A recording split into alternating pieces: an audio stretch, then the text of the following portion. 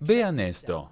En Fox News, Steve Doocy intentó darle un poco de sentido común al debate esta mañana en Fox and Friends acerca de por qué los abogados en general pueden dar declaraciones que están siendo utilizadas en el procesamiento de Donald Trump. Y la verdad es que están hablando de Michael Cohen. Porque una de las cosas con que la derecha ha empezado a insistir es en cómo se fuerza a los abogados a incumplir con el privilegio de abogado-cliente. ¿Cómo es que de alguna manera Michael Cohen lo estaba utilizando para brindar pruebas contra Trump cuando él era abogado de Trump? Hay una explicación muy simple. Se llama excepción por delito de fraude. Steve Doocy trata de explicárselos a sus copresentadores. Ellos no quieren saber nada. Cuando tratas de introducir algún hecho en Fox and Friends, no hay recompensa. Creo que hay mucho por lo que luchar aquí. Y en el fondo de mi mente, viendo todo esto, podríamos hacer esto 3 veces más. Sí, podríamos hacerlo con el 6 de enero. Esperemos. Podríamos lidiar con la situación de Georgia y podríamos hacerlo con Mar-a-Lago, donde hay una movilización de no creer. Ahora están haciendo declarar a servicio secreto. Tienen su propio abogado, Corcoran tiene que declarar su propio cliente. Bueno, de alguna manera, Jack Smith es el combustible para hacer atrapar a Trump de una manera que no...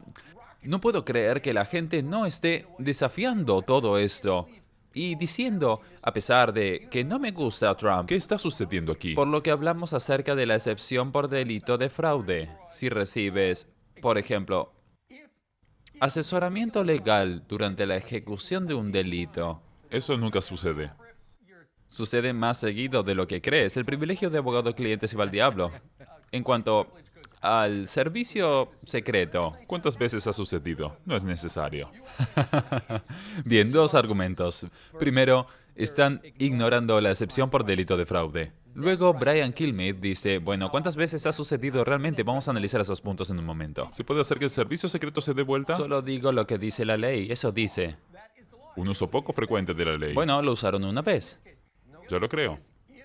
Sí, siento que es noche de micrófono abierto, me están interrumpiendo continuamente. No te estoy interrumpiendo, solo digo, ya sabes, es absurdo. Bien. Ainsley Earhart dice que es absurdo, Brian Kilmeade dice que es ridículo, y Steve Doocy tiene toda la razón acerca de los abogados y la declaración y la excepción por delito de fraude. No es algo controversial y de hecho ha sido utilizado muchas veces. Así que la excepción por delito de fraude es un principio legal que permite que ciertas comunicaciones confidenciales, por ejemplo aquellas entre los abogados y sus clientes, sean reveladas en el tribunal si son relevantes para un delito o un fraude. Entonces, si usan su relación de abogado-cliente para planear o llevar a cabo un delito de fraude, entonces el privilegio de abogado-cliente no está protegido. Es un principio legal muy sencillo, de verdad. Así que si tienen un abogado y le piden asesoramiento para cometer un delito de fraude, para cubrir un delito o lo que sea, esas conversaciones, esa comunicación podría calificar como excepción de delito por fraude. No están protegidas por el privilegio de abogado-cliente. Eso es lo que Trump y Michael Cohen estaban haciendo. Luego, cuando Steve Doocy se lo explica a Brian Kilmeade, Kilmeade dice, bueno, jamás lo usaron. Espera. ¿De veras? Ese sí que es un argumento. ¿Cómo lo sabe Brian Kilmeade?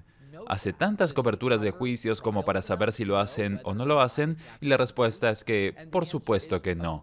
Y la realidad es que la frecuencia de excepciones de crimen por fraude es difícil de determinar porque depende de las circunstancias, y tampoco es que hay periodismo alrededor de cada caso de excepción de delito por fraude.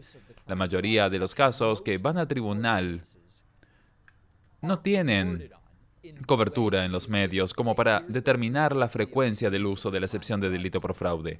Pero sí hay algunos ejemplos importantes de su uso. El escándalo Enron. Si no han leído... ¿cómo se llama el libro? Creo que es Los chicos más inteligentes de la habitación o algo así. Si no han leído el libro sobre el escándalo Enron, se los recomiendo. A principios de los 2000, la empresa Enron estaba metida en toda clase de fraudes de contabilidad y eso la llevó a bancarrota. Durante la investigación, se hizo uso de la excepción de delito por fraude para la comunicación entre los empresarios de Enron y sus abogados, porque ayudó a confirmar esas acciones fraudulentas. Así que ese es un caso muy importante donde se utilizó el esquema de Bernie Madoff Ponzi. Cuando Bernie Madoff fue arrestado por ejecutar ese gigante esquema Ponzi y estafó inversores por una suma de 1.000 millones, ahí también se utilizó la excepción de delito por fraude para obtener conversaciones entre él y su abogado. Y se descubrió que Madoff le había mentido a sus inversores y a su abogado acerca de la existencia del esquema fraudulento. Así que es ley y se utiliza, en casos importantes también. Kilmeade está equivocado, Ainsley Earhardt está totalmente fuera de control, Steve Doocy es el tipo que está en lo cierto, y en Fox and Friends no es que recibes una recompensa por decir cosas coherentes y presentar hechos.